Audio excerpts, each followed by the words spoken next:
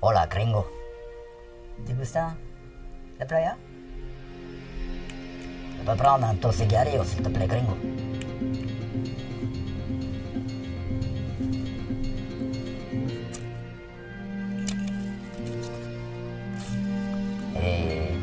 ¿Puedo tener doctor Bueyo, por favor?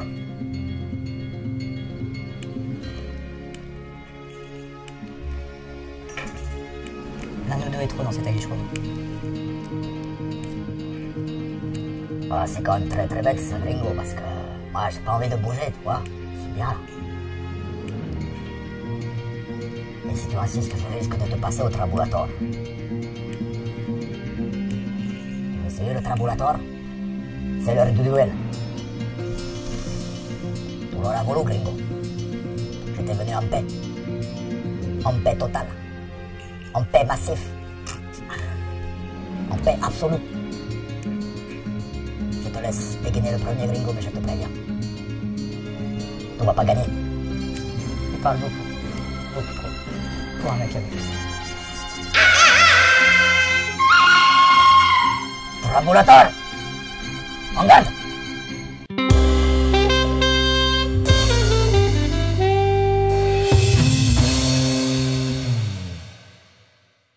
Bienvenue dans la Guichroom. Merci. Non, alors là, cette fois, c'est à toi d'enchaîner. Oui, pardon. C'était violent ce duel. Hein. C'était un baston de regard là. Tu m'as fait peur. Hein. Bah, c'est toi qui as cherché aussi. Ah là là. Bon, alors de quel film parle-t-on après cette intro fabuleuse? Alors j'ai envie de te dire que ça sera les 7 les 7 mercenaires, pardon, pouf pouf, les 7 mercenaires d'Antoine Fuqua qui sort le 28 septembre. Ah, moi j'ai Fuqua. C'est Fuqua. Fuqua. Et les 7 mercenaires, bah, Fuqua. C'est l'avènement du remake de remake. Fallait bien finir, ça devait bien finir par arriver quoi. Après, enfin voilà, remake des mythiques 7 mercenaires, lui-même remake du chef-d'œuvre absolu, les 7 samouraïs d'Akira Kurosawa, et remake de la version internationale, de la version courte du Kurosawa. Ouais. Voilà. Très bien. Eh bien écoutez, merci et revoir. bonsoir.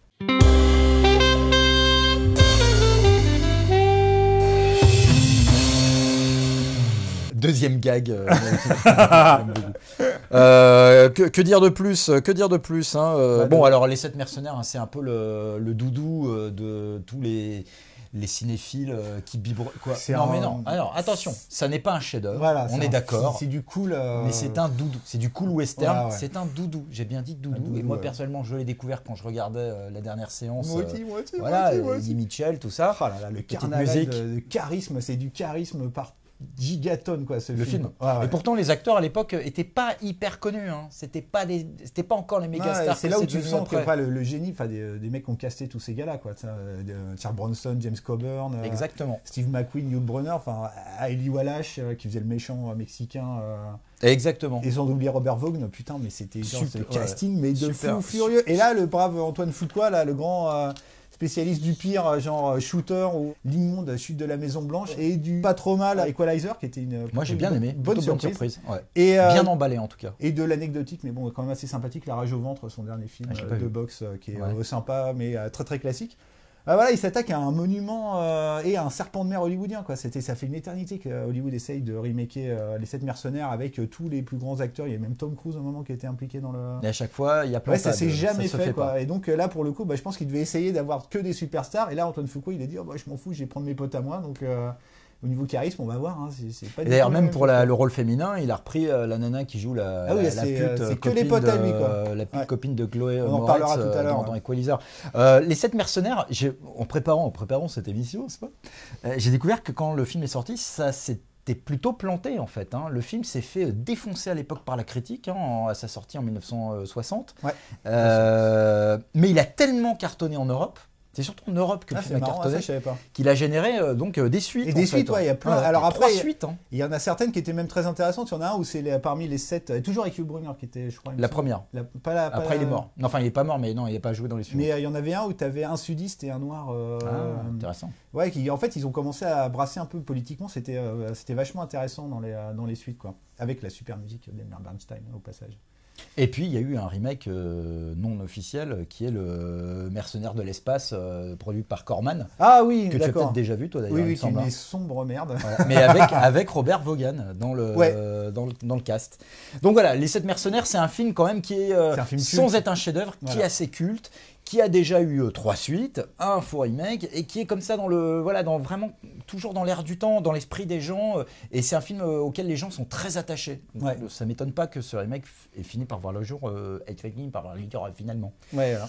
Et ah ouais, je voulais juste dire aussi que c'est la dernière composition de James Horner, Ah oui, qui est mort dans un accident d'hélicoptère, mais il avait eu ça le c'est temps. ballot, hein. Eu le temps d'écrire la partition du film Ouais. à partir du scénario. Donc, voilà. Incroyable. Ouais. Je suis Incroyable. hâte. Moi, c'est un compositeur que j'aime beaucoup, donc je suis très curieux de voir ce que ça peut donner. Quoi. Il y a une dernière info qu'on ne sait pas, c'est que Robert Castel joue un petit rôle dans les 7 mercenaires originaux. Chouchou, oui, chouchou, la rascasse de Clément. Comment ça va, pas qu'il faut, c'est pas métier là. Et donc, qu'est-ce que tu fais? Tu Je me suis recyclé, tu vois. Le cristal et tout ça, Et donc, tu es dans le cinéma. Ouais, enfin, j'aide le metteur en scène, les plans et tout ça, la caméra, parce qu'il touche pas, il me broque, ça vient du tout. Je crois que c'est l'appareil de photo. Il faut bouger, ça. Toujours aussi. Ouais, ça, c'est un ordinateur qui a la maison, mon frère. Qui a été coupé au montage. Absolument. Non, c'est pas vrai. Allez, on y va. Il faisait un pied noir perdu. C'est ça. Dans le village alors, je suis mexicain. où Ouais, c'est ça. On y va. Oui, allons-y. Allez, on lance. Je Oui, vous bon, laisse. le Quoi pitch, on n'a pas pitché, hein, mais bon, c'est 7 mercenaires qui vont sauver un village de méchants. Un village De gentils. de gentils persécutés attaqué par des Ils méchants. vont pas sauver un village de méchants. Ah ouais, bah, Sinon, ça ils seraient complètement cons. Ça serait les 7 cons de mercenaires. Tu vois Ce serait Et- excellent, d'ailleurs. Ils sont pas cons les mercenaires, il y en a là-dedans. Hein. C'est pas des. Bon, ils n'ont pas fait Polytechnique non plus. Voilà, on commence Mais quand avec même, on un sait que c'est des gens qui ont un peu de énorme travelling avant là Pour survivre quand même dans l'Est, dans l'Ouest américain à l'époque, il fallait quand même un petit peu de I have a pilote. proposition. sur le beau We're facing Denzel. people being driven from our homes, Denzel slaughtered in Washington cold blood. et Sarsgaard. Peter Sarsgaard qu'on vient de voir, qui joue le méchant du film, qui joue Voilà. le rôle que jouait Eli Wallach, il me semble. Hein, Oh oui, complètement. Sur les 7 ouais. mercenaires, Sauf que là, de effectivement, John c'est Sturges. plus la seule différence par rapport aux 7 mercenaires originels, c'est que c'est pas un pauvre village de Mexicains agressés par d'autres bandidos mexicains, mais là, Bandidos, bon, cabrón. avec leur El Trabulator armé de plein de Trabulators. Trabulator. Là, on est vraiment, ça reste américano-américain, quoi. C'est un pauvre Ah bah village, oui. un peu à la Pale Rider, un peu, tu penses vachement à ça, quoi. Mm. Et donc, on a un beau Denzel Washington à moustache. Voilà, Oui, qui c'est vrai, fait, donc, il a une grosse moustache. qui fait un peu le Hugh Brunner du pauvre. Alors voilà, elle, Et là- c'est elle est Bennett. Voilà, c'est un peu les nichons en détresse du film. Bah, elle est un peu là pour ça. Hein. Je vais. Tu vas vraiment avoir des problèmes. Donc c'est une super actrice. Moi j'aime beaucoup. On l'a vu dans Hardcore Henry. Moi je vous conseille. On en a fait une aguiche juste de 2 Mais secondes. Le film est complètement Je crois fou. qu'il y a une personne sur toute la Terre qui a aimé ce film. Ah non, je suis en train de lui parler, quoi. Et voilà. Donc Hardcore Henry, c'est très rigolo. C'est complètement taré mais très rigolo.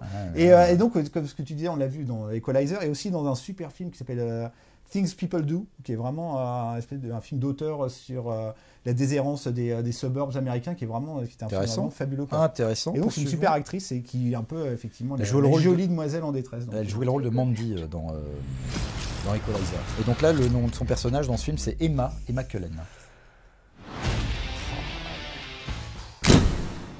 On dirait. C'est beau ce plan. Ouais, mais ça, moi, ça me fait. Bon, On est rien, dans rien de des- révolutionnaire. On est rien dans de- une espèce de postmodernisme tarantinien, mais fait par un mec qui sait pas filmer, quoi.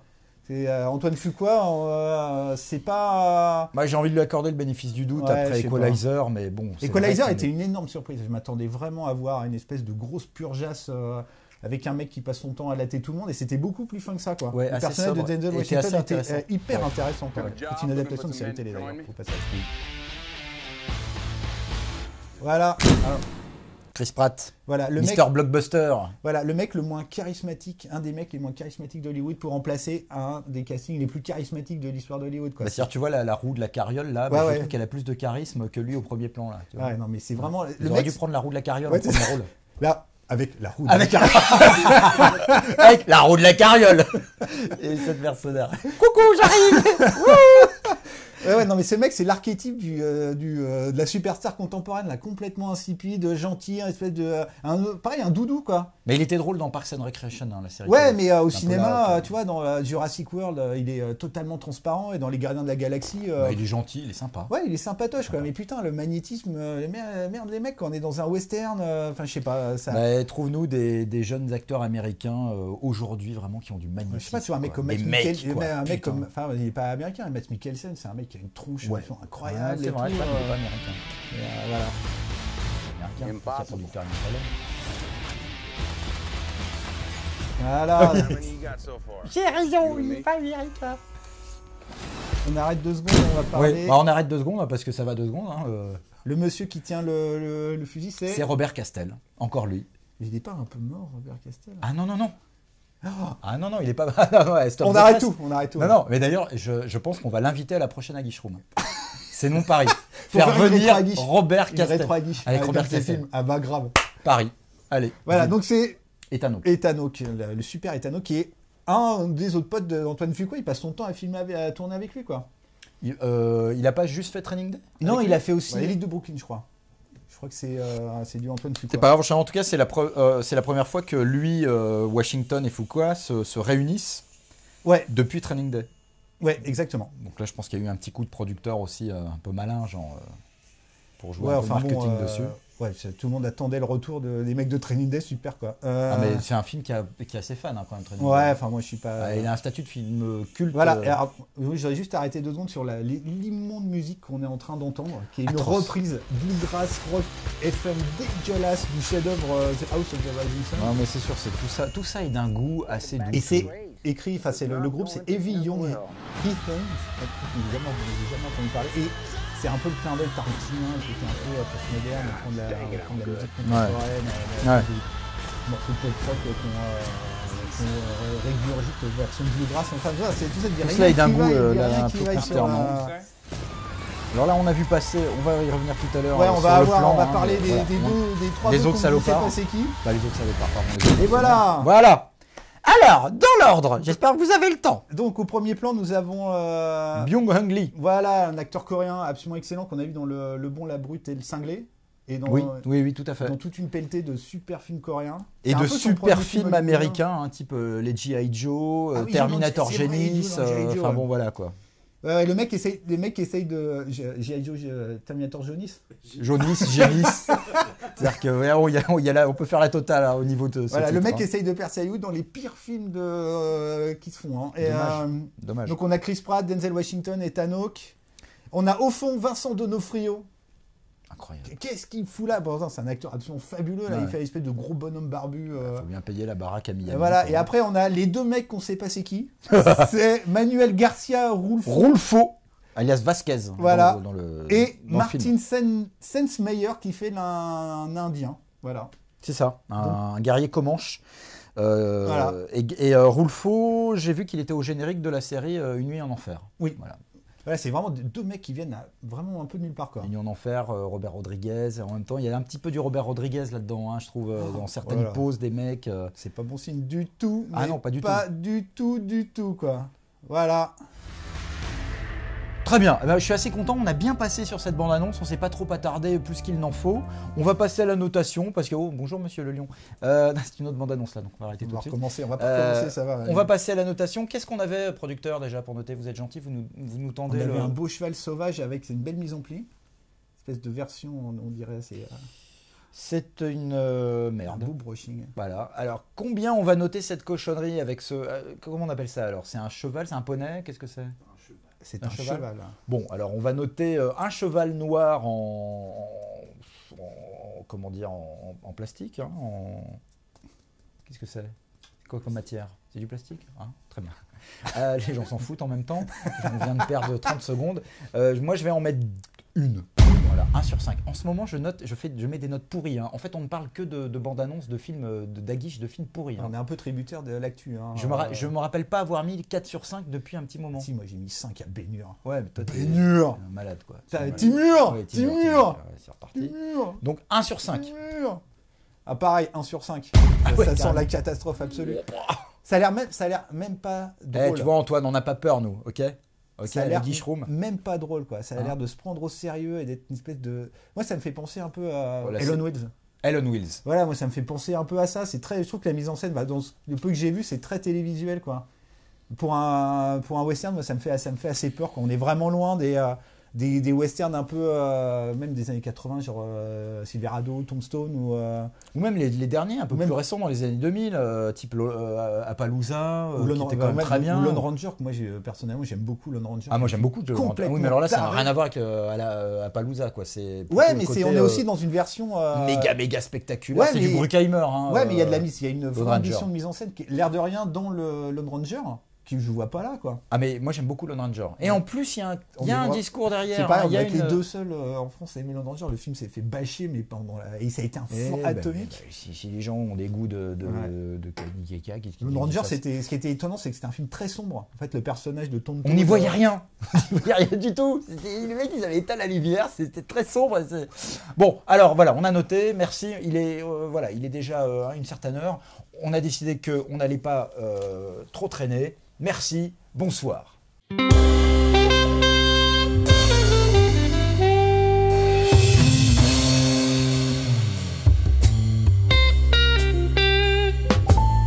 T'es toujours là, toi? Ce que je te dis, Gringo, j'ai décidé que je partirai pas. Je m'en fous que tu trouves que la Guichroom, elle est pas assez grande pour nous deux. Si tu n'es pas content, Trabulator. Tu parles, c'est tout ce que tu sais faire. Tu veux tâter du Trabulator? Mais je lui fais l'amour, moi, ton Trabulator. Oh, putain, mais c'est pas possible.